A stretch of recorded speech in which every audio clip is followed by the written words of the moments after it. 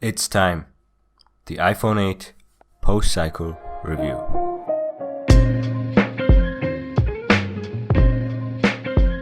Hey, how are you guys doing? This is Joel here, and this is the iPhone 8 Plus. It's almost been a year since it came out, so is it still worth your money in 2018? Let's get started. Let's start off with design. Aesthetically, this is the best iteration of the iPhone 6's flat-out design. This is one of the phones that brought in the glass and metal construction back to 2018. That is bringing in one of the best design elements of the iPhone, the glass body of the iPhone 4S, onto the body of the 6 Plus. Now if you remember, there was a jet black variant of the 7 Plus, and now we can say that it was a teaser to the iPhone 8. It looks way better than the metal body, and that is a good thing on a phone this wide and tall.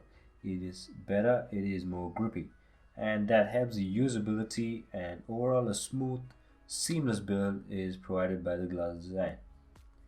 There is also a very prominent camera bump, but they really aren't going to make the device thicker to hide that. On the front, it's pretty much the same as before. The same IPS 1080p Retina display, but now with True Tone, which adjusts the color temperature of the display to match the lighting of your surroundings. The display is pretty bright, but that can be adjusted by reducing white point if you need it. This also comes with 3D Touch, which packs in a lot of time-saving shortcuts on native Apple apps, and also comes in useful for previews in photos or Instagram and stuff like that.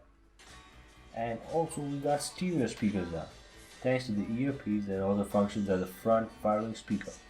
Finally. The core feature here is the internals. To put it in short, it is an iPhone X in the body of a jet black 7 Plus. It features the A11 Bionic chip, which is a 6-core chipset with another 3-core Apple GPU, which happens to be the fastest chip in any 2017 smartphone. Also, it is insanely efficient, and battery management is just next level. The performance is smooth as butter. iOS 11 was already slick, and 12 made it even better. The 2690 mAh battery lasts almost a whole day, even with heavy usage, and more than that, more than 5 hours of screen on time. The testament to the power of 8 Plus is ARKit. These big variety of ARKit apps like 3D Brush, SkyGuide, and Fuse allow you to do stuff almost impossible on any other mobile phone. That too with so much grace. Even video editing is something right up its sleeve. Forget iMovie. Adobe Premiere Rush is seamless in editing and rendering 4K streams of video. Gaming is literally a breeze with those 6 cores, 3-core GPU and 3 gigs of RAM on the 8 Plus, which is kind of overkill on an iPhone. If you are a player unknown, there's no other phone you can battle on the ground better than this. Get it? Graphics are that great on titles this intense, and that too with zero lag. Next, the cameras. This still is one of the best cameras on a smartphone. For the lens, it features two 12-megapixel lenses, one wide angle and one telephoto, with the best Sony sensors, sapphire crystal lens elements, and Apple's first-class image processing, bundled with a 4 LED True Tone flash. Images are crisp and lifelike, colors are accurate, and especially on their Retina display, look just great. There's also portrait mode with different lighting effects, all of which are fun to take. Natural, studio, and contour lighting are pretty good different takes at contrasty lighting. The other two super dramatic stage lighting effects need a learning curve to get the shots spot on, else it looks like a cheap cutout job.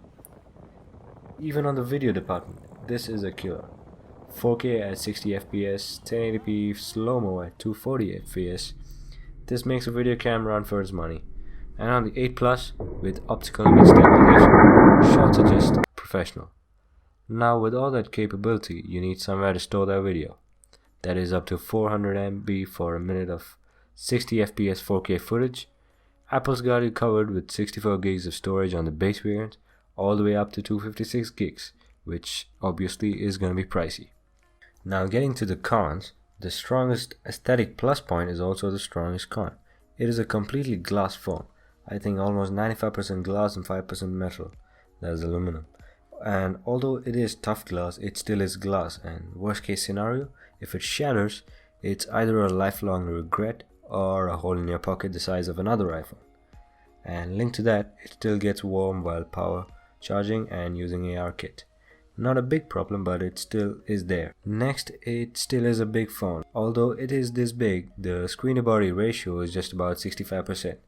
It's 2018 now, and among the bezel-less and edge-to-edge displays of the age, this might seem dated. Next, there's no audio jack, but I think we're slowly getting over that. It does support fast charging, but Apple does not provide the fast charger in the box. That is an added accessory at the store. Typical Apple. Or you gotta use an iPad's charging brick. So does the iPhone 8 Plus make sense in 2018?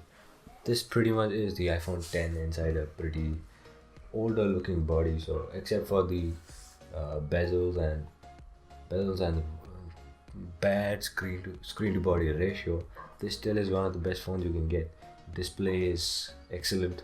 The speakers are pretty good enough. There's even a front firing speaker, and the hardware is almost iPad class, as you can say. So as I said, video editing is beautiful, gaming is beautiful, and the hardware on this makes it future proof for at least another 3 or 4 years.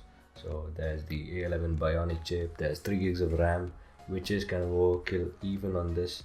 With iOS 12, that makes it even more better. It's more efficient. It still is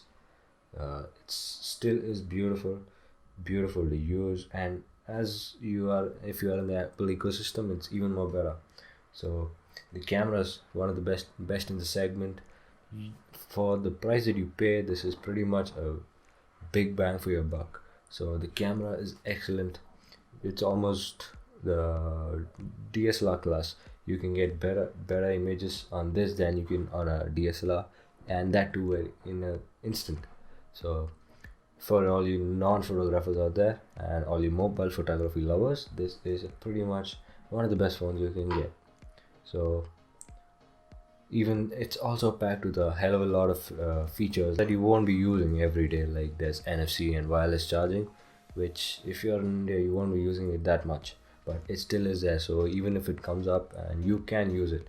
So the only minus points in this is that because this is a glass body, you gotta protect it, or you need to handle it very well. So if it slips or if it breaks, it still is glass. It will shatter, and it's a very expensive. It's a very expensive replacement. So they won't repair it; they will replace it. So you gotta be careful about that. Then the other part again is a fingerprint magnet. So better you put a case on this. If you are a person like me, if you don't like cases that much, there's this case from Case Toro. They're a pretty good startup in India. They make these ultra slim cases which don't actually feel like a case, but it still is there to protect it from nits and scratches and scuffs.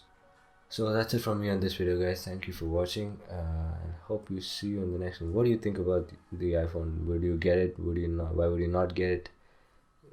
Post your comments in the section down below. Thanks for watching. See you in the next one. Ciao.